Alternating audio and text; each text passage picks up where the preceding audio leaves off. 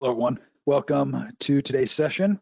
I hope you enjoyed your weekend and ready to get back to business here. Let's jump right in. Sorry for the delay. Let's had a little audio issue, but we're should be ready to roll. Let's talk market conditions. Currently, we'll start out here with our long-term perspective, looking at the overall trend. Let me get my drawing tool up and running. Let's go back. Let's just kind of rewind. Let's talk about context, the big picture. That is, we are in a bull market. We're at the upper end of this range. We've been in this uptrend now for about a year and a half, going on 2 years in October, where these lows right here. So we've had a pretty nice run here, and this high around 22 and this high, we're just about matching that level. Potentially, we could get some divergence, meaning we get higher prices and lower price activity here, but it's right around the level, that 22 level already. That's the big picture. The big picture is that we've got to be aware that we're at the latter part of the trend versus the beginning of the trend. Typically, that means allocation is the biggest factor. What percentage are we going to have invested into equities or stocks or volatility, for that matter, anything that can move up or down in terms of positioning for a move going forward.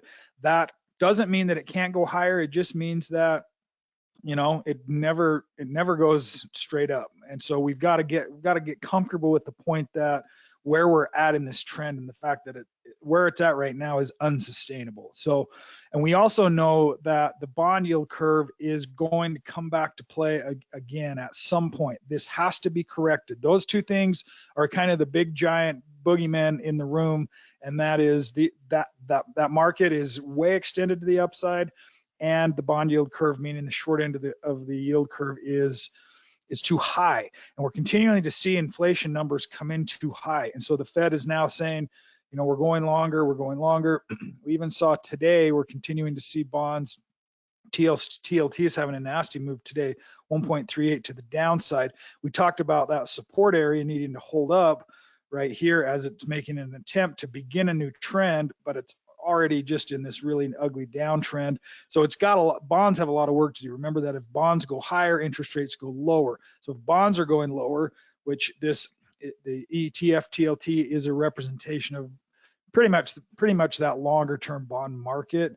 And so we're seeing interest rates still holding higher. As this drops, that means interest rates are stuck right here. That's that whole stagflation, the whole idea that, man, we're just getting things that just aren't slowing down, and we're continuing to see that numbers are good.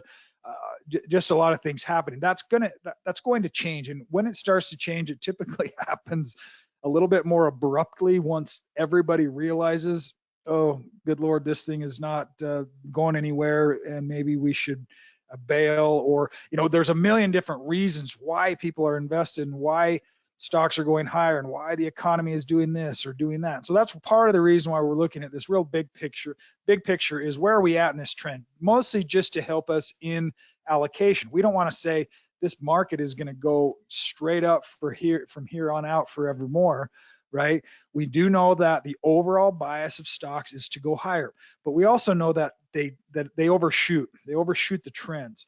They overshoot to the upside and the downside. We have this overall trend, and we're kind of chugging along at that 45-degree angle. We get these periods where we get run-ups high, and then we pull back, and we get periods where we run up high and we pull back, and periods where we run up high and pull back. Sometimes we get a little bit deeper retracement.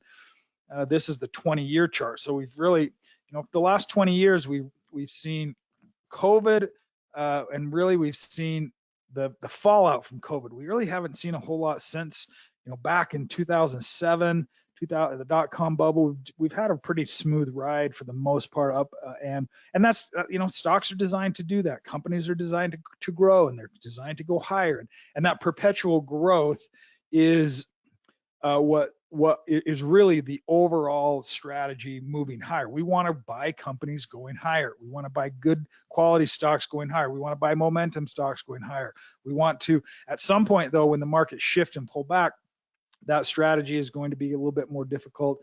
We're not quite there yet, but we could be getting a little bit closer here, at least in terms of we're at the upper end of this range. Sentiment is as well. Buy sell ratio is kind of lagging right here. We're sitting right at 0.94. And so that wideness that we end up getting from this buy sell ratio, either to the bull side or the bear side, we get green up like this. Now it's retraced. We had that big nice rally coming off the last 3 weeks or so, and this is what that has looked like in terms of breadth. Now we're kind of stuck back at that tug of war again. So when we're looking at the index and we're looking at S&P 500, we can say yes, we are in this overall uptrend and we're moving higher. We've had the breakout. We're getting little hiccups here and there, but we're still right at support area. So we also know that we're at the upper end of the trend. Buy sell ratio is flat, meaning a tug of war. Interest rates are high. We know they need to come down ultimately for equities to move higher. They don't have to come down because equities. Remember what equities are doing and what markets are always doing is they're always pricing real-time information. So anything that's known or anticipated is instantaneously baked into the price because buyers and sellers are making their decisions based on that information. And that's why you see when new information jumps into the market that is bad, you see selling because it's new information. It was not anticipated either. And so same to the upside. You get a stock that has a really big earnings report that was a surprise. Well, it moves a lot higher. Why? Because the market is creating an instantaneous equilibrium to say, wow, that information, that value, that news is now changing my perspective of the valuation of this stock or the market as a whole. I'm buying or I'm selling. And so all of those decisions as they're happening, especially as they're happening with big institutions, with the big money, that's what we're watching. That's what we're waiting is to see which direction is this trend moving. If it's moving this direction, the heavy hitters are still playing that direction. At some point, we're going to start, and a lot of times we see early stages like this. That's an institutional distribution day. Okay, when we start to see that, kind of like that, big gap up, some retracing, heavy volume, but we're also pretty tight inside of this range. Nobody wants to sell yet, and we still have that feeling of buying into these dips, and that's okay. That's good. I think that without having and creating real big down days and creating more panic and more volatility. So in this case, market conditions are relatively benign in kind of just waiting for more information. Especially now we're entering summer, we could get kind of a low volume, flat to down to maybe. Who knows what'll end up happening going forward. But as of right now, we're in this uptrend, we're in the momentum zone, and we're sitting at the support area, but we're at the upper end of the long-term trend here, and shorter term trend buy sell ratio is flipped back to about flat, slightly negative, but just barely less than one, right around one bond yield curve. That's our perspective. So now we can go in and say, okay, my allocation is XYZ. I'm 40% stocks, or I'm 50% stocks, okay, or I'm 60% stocks, or I'm whatever that percentage is. Right now, we're about 50 to 60% in cash or in stocks, and gaining a little bit of momentum on the size of the positions as well. This is what happens in uptrends: is we get stopped out of less stocks, more stocks start to work, portfolio builds up a little bit more. And that's the way it should happen. The only risk is that once that happens, then we immediately get a reversal back down again, and then we get stopped out. And that's kind of the way this year has been, is kind of flat. We've been in this upper range now almost in the entire year with this slight bullish uptrend, and that's still the overall bias currently. So overall risk in terms of position size and allocation, that's just individual to each individual investor, and the amount of volatility and risk that you can handle, that you can stomach, that you are prepared for, or that you are able to financially ride out. Remember that risk and volatility our goal is to continually grow our capital, but we also want to protect it, and we don't want to have full market exposure at these levels, meaning we don't want to be 100% invested in the stock market right now, particularly because it's at the upper end of this range. We want to be invested, but we don't want to be 100% invested. I don't know that that's a wise strategy anyway, in terms of always, it's always smart to be diversified out among different things, particularly with the time frames that we're talking about. The historical money management rules are, 3 years in cash.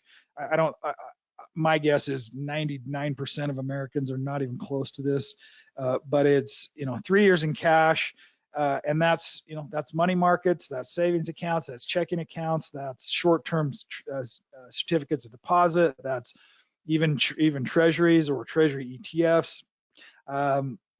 Those can be volatile though. So true cash has zero volatility. Okay? The only volatility it has is purchasing power, which is inflationary risk.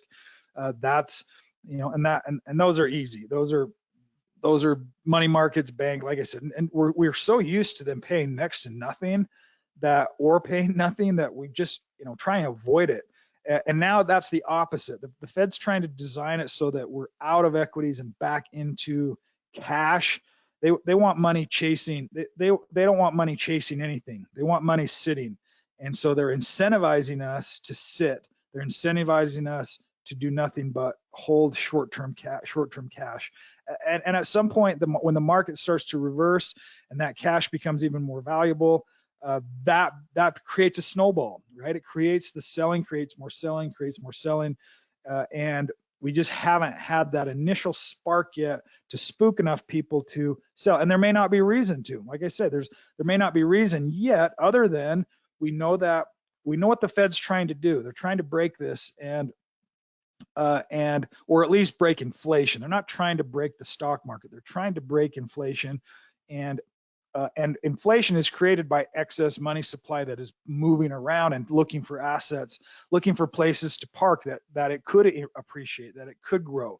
So when there's so much money in the system, it creates inflation. That they're just trying to suck all that out, trying to pull that money out of the system by high interest rates. We talked about that. I won't get too much more into that, but that's their goal, is to just slow inflation enough, and the stock market and everything else is going to react to that. However it reacts, may react positive, may react negative, but in terms of this overall uptrend, that's kind of where we're at sitting currently. A couple questions from last week that I do want to address. Number one was the addition process into a portfolio, and then back testing. I'm going to try and cover both of those relatively quickly, because the process of adding into a portfolio, now typically there's a lot to choose from, and in this class we've talked about how to define this. The muscle stocks tab are very broad. They're designed to be that way so that you can look to see which stocks are leading, which stocks are in that group, and then also be able to make a choice however that stock may apply to your individual risk tolerance. And sometimes that's a little bit harder to really define, because every stock is going to have risk. Every stock is going to move in certain ways, but the smaller cap, the more aggressive, sometimes these muscle stocks, they can be really intense and pretty volatile, and gap around, especially around earnings. We've seen that. We've had some earnings reports that have been negative, and those stocks can gap. So one of the ways to be able to make each of these lists smaller is to create your own scan. Okay, and that is, in this, new buys $2 or higher, it's gone from hold to a buy. The rank is 70 or higher, and it's got 100,000 increasing average volume. So from there, if we wanted to make that smaller, then I could come in here and I could say, okay, here's my new buys. This is basically the new buy scan, $3, volume of 100, hold to buy 70 or higher. That's going to generate the number, the 70 stocks that we're getting. If I wanted to tighten that up and make it so that I'm getting less stocks in there, I've got to add more criteria. Okay, so and there, in my experience, there's no exact perfect way to say this one stock is the one to buy. This one scan is the scan. to end all scans, okay? Because the criteria are criteria, and that is just going to pull in different stocks that have different characteristics. Right now, those characteristics are price, volume, trend, and that's it. Okay, so if I want more than that, if I could say, okay, I want higher volume, I want $10 or higher, and 100,000 is not very much volume. Let me go up to 1 million. Let me just make those two changes and see if that changes the number here. Okay, and it's going to, obviously. So now I've gone from 70 stocks down to 16 stocks, and I know that these stocks are going to be a million shares average daily. Is that what I did? Oh, it's going to change. It always changes. If I don't save it, it'll change back to the default. And I forgot what I did. Oh yeah, I did do 1,010,000. Okay, so now it goes back to 770. So we have to, if you make a change, you have to save it. Otherwise, it'll default back. But that's okay. I don't want to save it here. I just want to show you some of the ways to be able to change. Now you may want this exact setting, and you may want some of those stocks in there as well. But again, to make it a little bit more refined process, this is one of the ways to be able to do that. Start with just these settings, because ultimately we want price and we want volume, and our really core methodology is momentum. And so we're going to get the two momentum signals out of our hold to buy and our rank. Anything that's ranked high is in an uptrend already. It's just a matter of, is it in the right sector? Is it retracing? Is it really volatile? Is it really thinly traded? There's lots of questions to be asked there. So as I'm narrowing in to my comfort zone and say, I don't want a stock that is, that's 250, 50,000 shares traded, although, that's just not a lot of shares. The more shares, the less gappy a stock can be, and the more smooth those trends can be, because you've got massive institutions buying a lot of shares, and nobody can manipulate that. Okay, and not a big buyer couldn't come in and sell a bunch of shares. I mean, they could, but it's not going to affect the stock as much as if I had 10,000 shares trading and somebody comes in with an order to sell 100,000 shares. That's going to blow a stock like that up. It's going to sell it off quickly. It's going to create an imbalance, and then typically you'll immediately get buy and come back in. We get those stocks sometimes in the scans because those are the ones that can be really big winners as well. So it's a double-edged sword in terms of the risk and the reward and the number of stocks that we're searching for, and how to make that maybe a little tighter. We also know that a company that pays a dividend is a stable company. They're consistent in their earnings. They're paying those earnings out to shareholders. Okay, they're not piling all that money back into growth, so it's relatively stable. So if I have a company that has a dividend of anything at all, so anything higher than 1, let's see if that changed. We know that number is not 70, it moved back down to 16. Then let's see if that changes. So now we're down to 5. So we go from 16, we go from 70 down to 5, and we've got Ralph Lauren, JP Morgan, Ross Stores, Element Solutions, and the ranks. You can see none of the ranks are super high here above 90. And that's okay in a lot of these cases, because the bigger the company gets, the harder it is to grow. And you're not going to get a stock like JP Morgan that goes up 200%. It could happen, but it's probably not. It's going to, unless these stores are just really growing, but you're getting Ross, discount retailer, you're getting Ralph Lauren, another retailer that's continually doing pretty well. Okay, so here's an interesting, so yesterday, okay, this scan was as of yesterday's close, because this is an end of day system. Okay, and if you see that, if you ever see me post anything and I say EOD or end of day system, just means that we're making our decisions at the end of the day on that bar. And end of day, means 4 p.m. Eastern time to 9:30 a.m. 9:30 a.m. Eastern time. So anytime after the market opens or before it, anytime after it closes or before it opens is the end of day. And we can make our decision. We want to make our decisions then. We don't want to make our decisions right now while the market's open. A lot of people do, and that's fine, and that's that method. But this method is designed to be end of day, to where we're making our decisions while the market is closed. unless it's a stop loss. Obviously, stop losses are going to be live and real time. So if we get stopped out of something, that is going to be a factor. So if I were to have gone into my scan and I made those changes and it's still a new buy, but I changed it to $10 and I added a dividend, you're going to get a stock like Ralph Lauren. Okay. Now it already had popped, already at 4% today. So that's why we're looking for it. We'll buy it at the market open. As of this day, it's gone back to green. So let's walk through that a little bit. Let's say that I've decided that's my scan. Now, remember, I can save that. I can save it and I can say new buy. Let's just say new buy class div. I end up deleting them anyway, but let's do this just so we can save it today and then go into the next few days and see.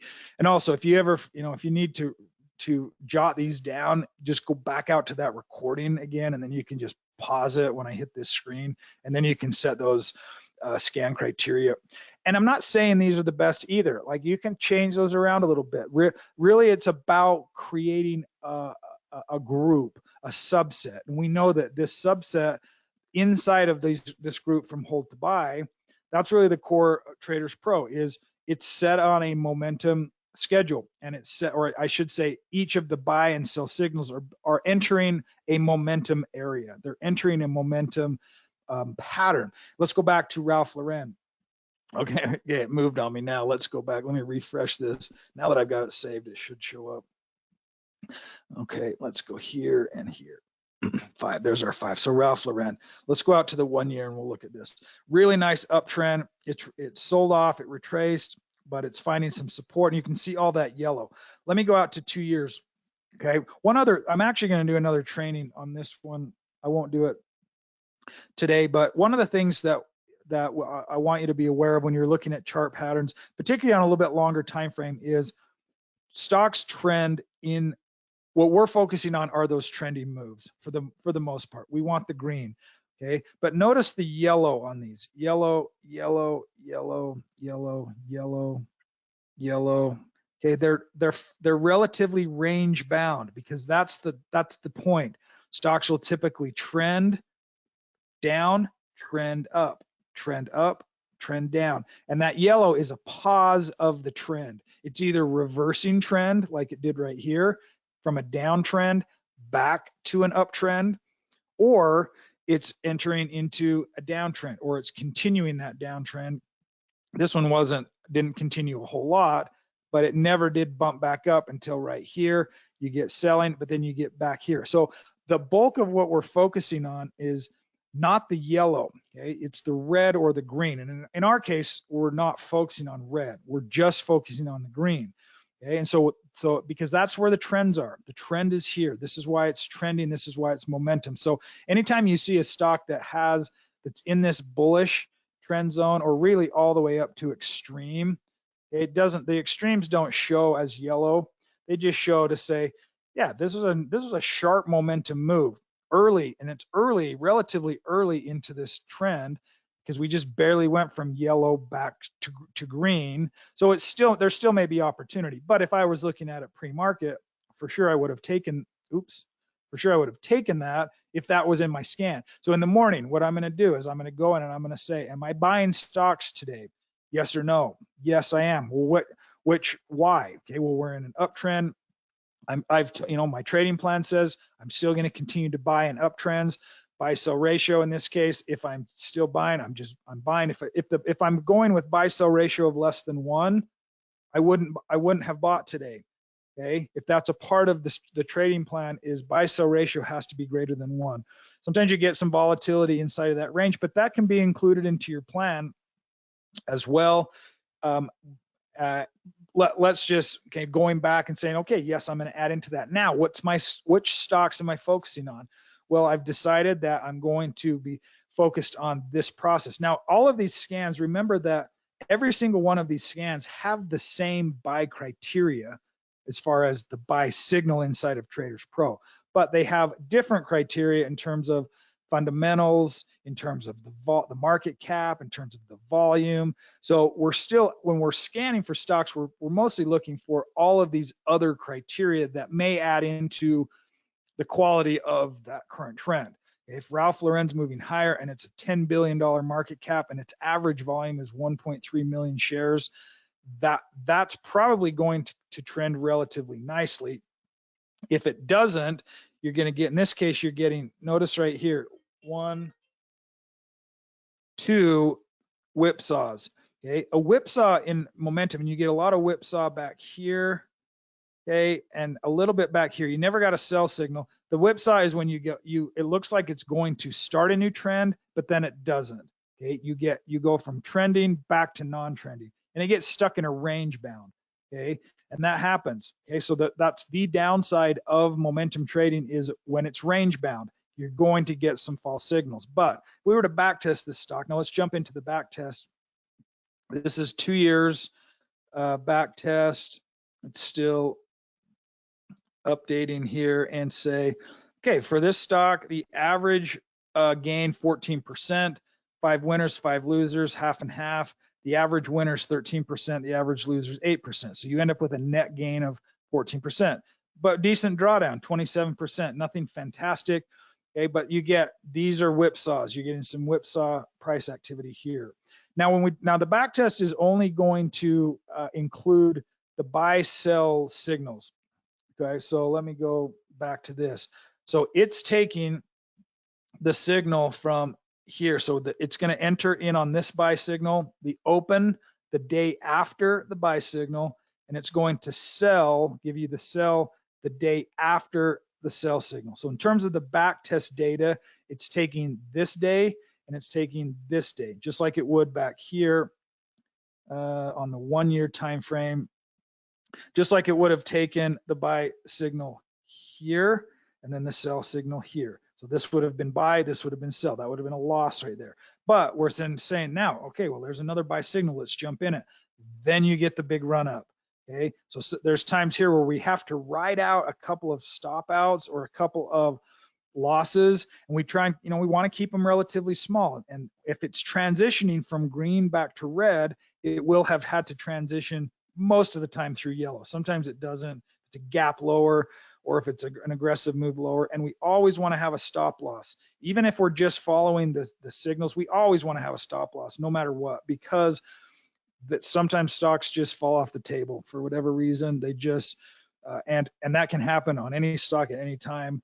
We want to make sure that our capital is always has a stop loss.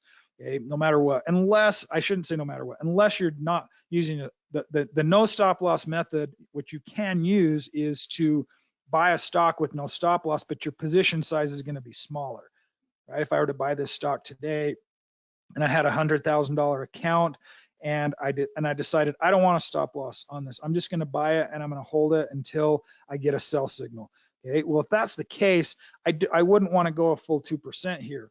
If I were to go, let's say 10 shares, what does that look? So 10 shares puts us at 1.73. We went 11 shares. Now let's try 12 shares. 12 shares puts us right around 2%. Now, if I didn't use a stop loss, I've got $2,000 on the line. Now, Ralph Lauren, the chances of Ralph Lauren dropping to 0 are very, very slim. The chances of it dropping 50%, that's a probability. The chances aren't real high in the shorter term.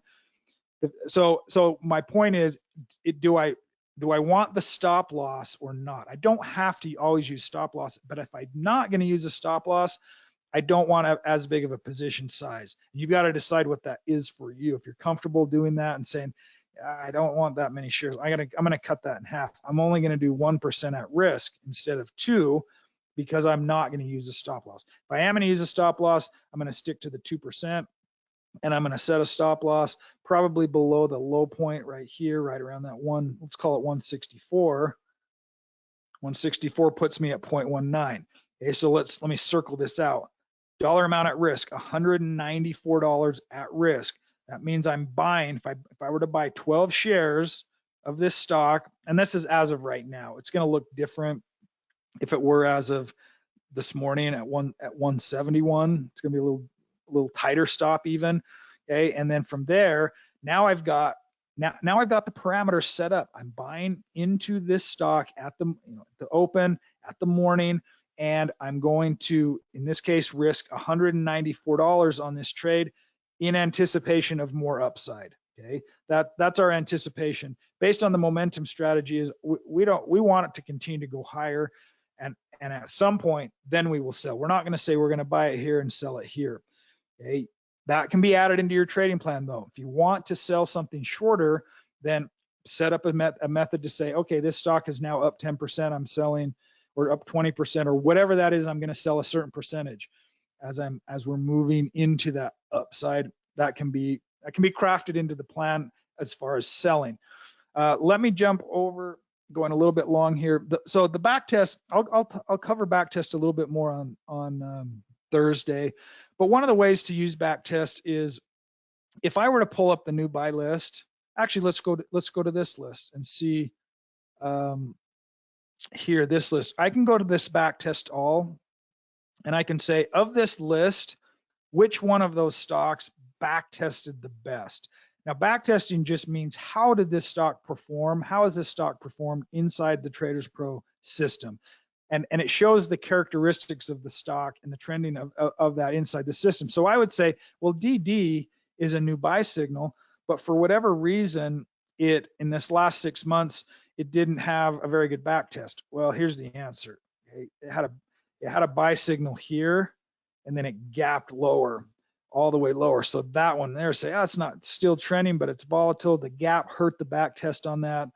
So the characteristics of that back test may be a little ski-wampus, but it's showing that there's some volatility in that. And I could say, I'd rather go with RL, which we did anyway, right?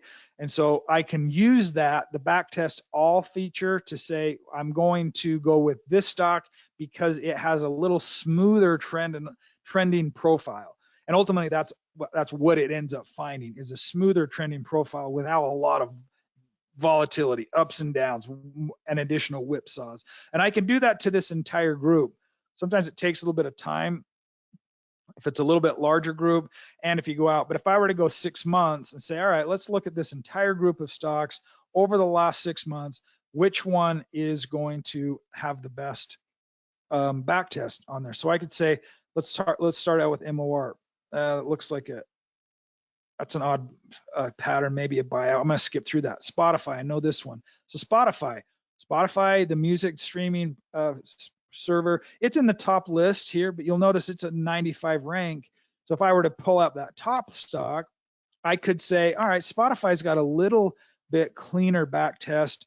It's a little bit smoother. Where did I go? Maybe Spotify is the one of those high-ranking stocks that's in the new buy list that I choose from that day.